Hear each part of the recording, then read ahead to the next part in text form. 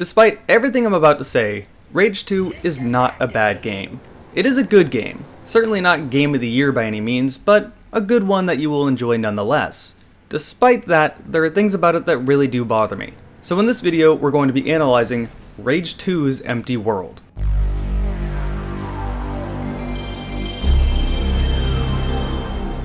Hey everyone, Jarek the Gaming Dragon here. If you're already subscribed and you haven't clicked that bell, be sure to do that, otherwise YouTube won't tell you that I posted anything. If you haven't subscribed, well, watch this video and maybe consider subscribing if you like it. Before I start talking negatives, I do need to give Rage 2 some credit, because there are some things it does very well. For starters, the engine it runs on is amazing. Just like Doom 2016, it looks beautiful and runs very well.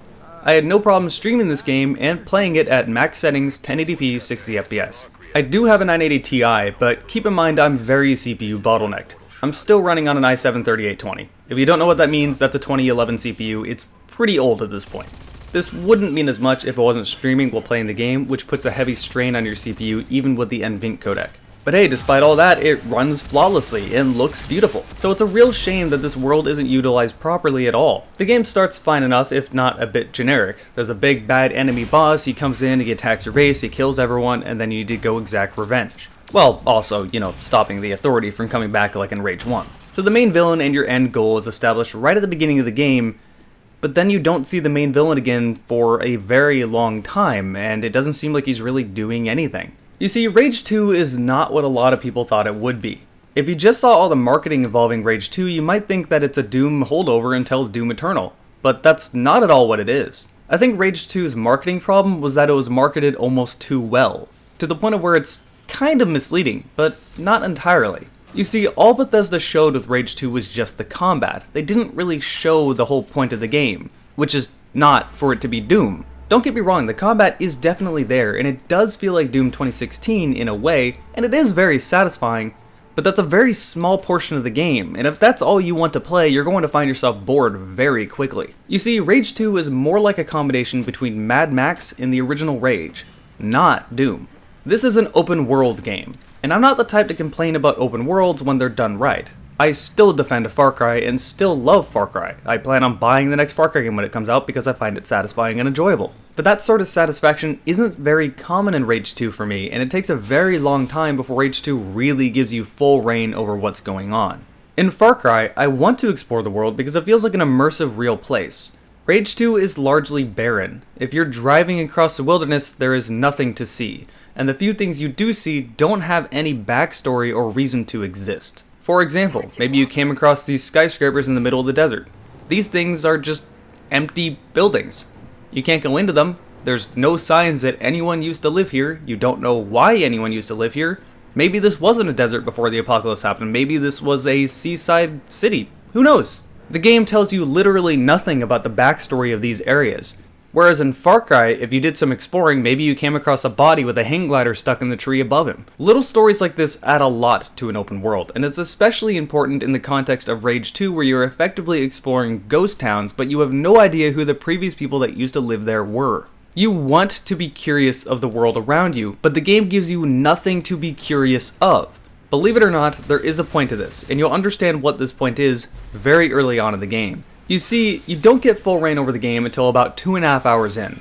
Until that point, the game will constantly pause and pop up tutorials at you. Not kidding you, just tutorial text messages that you have to read to understand the game. This open world exists purely to have things to do on a checklist. I know people criticized Far Cry of having this problem, but this is to the extreme. There are so many systems in this game that you will have to learn and level up and upgrade, and that is the reason for this world existing. When you open up the map and you see a question mark on the map, you don't want to go there because you're curious of what that question mark is. You want to go there because it's going to give you something to help level something up. If you're playing an RPG, this might be more okay, assuming that RPG had a story behind it, but in a game that's advertised towards the Doom market, this isn't really that okay and becomes very tedious. Going to that question mark might be an arc to give you a new skill or a new gun. Going to that question mark might give you felt traits so that you can upgrade a skill tree within the new skill you just got, or maybe upgrade the skill tree for your own personal skills, which there are 4 different skill trees within that one. Maybe it'll give you a weapon mod to upgrade your weapon. Maybe it'll give you an auto part mod to upgrade your vehicle. There are so many of the systems and so much micromanaging in this game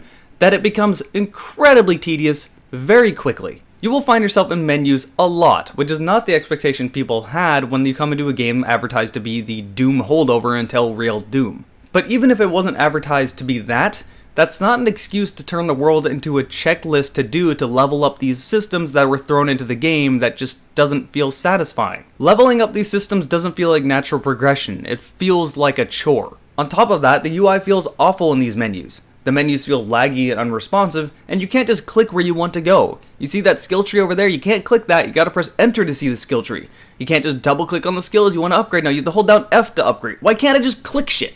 In fact, this game has a certain love with the enter button that I don't understand. If a tutorial pops up and there's something in your way, you're going to have to press enter to get it to go away. Why can't I just press E? Why do I have to let go of my WASD to press enter? Just let me press E or literally anything to keep going. To make this even worse, this game loves to pause itself and shove things in your face. For everything. You just pick something up out of an art chest, well, it's gonna pause the game and pop up what you picked up out of the art chest. You just entered a new area, doesn't matter that you're in the middle of combat, it's going to pop up in your face and tell you what you just entered and what mission you need to do. And to get these things to go away, you have to press, you guessed it, the enter button. Stop pausing my fucking game. Sorry, unlike everything else I mentioned in this video, this is something that does really get on my nerves. It's intrusive and doesn't need to be there. It sounds like a small thing, and it kind of is, but these little things get on your nerves very quick when you already feel like you're playing a somewhat tedious game. And it's a shame because the combat is genuinely fun once you have these upgrades, and once you have more guns, you want to shoot more things. For the original Rage, I always felt like the game would be a lot better if it just kind of was a different Doom 3. I feel like people would enjoy it a lot more. And Rage 2, I feel like people would enjoy it a lot more if they just didn't have so many systems and really focused on making a good open world. Because there's a lot of curiosity that can be thrown into it. Instead, it feels like an empty pit of a lot of beautiful art assets just gone to waste. The bland emptiness of the world also applies to the enemies around you. As you're driving around, you will see two different groups of enemies fighting, but you don't know why they're fighting, and they don't really seem to acknowledge you too much. They're just there for some reason, and you don't know why. There's not really any backstory to these enemies at all. Mutants are just mutants. They're not explained what they mutated from, they're just there. The bandits also aren't explained. For example, the Goon Squad.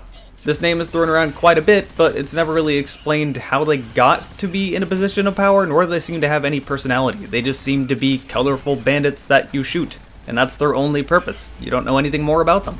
The demons in Doom show more personality than the enemies in this game do, and they're demons. There is such potential for this whole world and atmosphere, but they just don't seem to want to add any sort of personality to anything.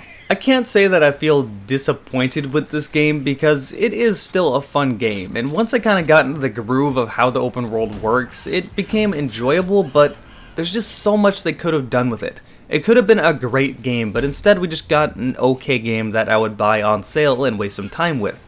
Certainly not the next Doom holdover. And I sound more angry as I'm trying to explain it than I am as I'm playing it, because as I'm playing it, the worst experience I could get is just boredom. And that's not really a good experience when you're trying to enjoy a game. In fact, that could be the worst experience for a game, because at least with a bad game, people are going to remember it. They remember being frustrated and they do remember the game, but with Rage 2, in 6 months people are not going to remember a thing about it. And they certainly aren't going to remember Rage 2 after Doom Eternal comes out and did exactly what they wanted out of Rage 2. So I don't know, it's a conflicting experience because I am enjoying it, it's just that it could have been so much more. I've always thought the way you could tell a game has a good open world is if that open world feels like it could reasonably exist if you took the player out of it. I can't say that about Rage 2. As I stated before, it feels like the world exists purely for the player to do things on a checklist. An uninspired art dump. When someone says a game feels soulless, Rage 2 is a perfect example. It feels like an experience where the developers were commissioned to make something very specific without really any interest in doing so. Functionally, it's a perfect video game, but it's lacking any sort of personality, and people are going to get very bored of it very quickly. Well, that sums up what I have to say about Rage 2. This video ended up a little bit more depressing than I wanted it to be. Thank all of you that watched me stream this game over on Twitch. If you want to catch the next game I'm going to be streaming, my Twitch is twitch.tv/Jarek4GamingDragon. If you want to support me further, you can either subscribe on Twitch or go check out my Patreon, patreon.com/Jarek4. Thank all of you for watching, and I will hopefully see you over on my Twitch or for the next video.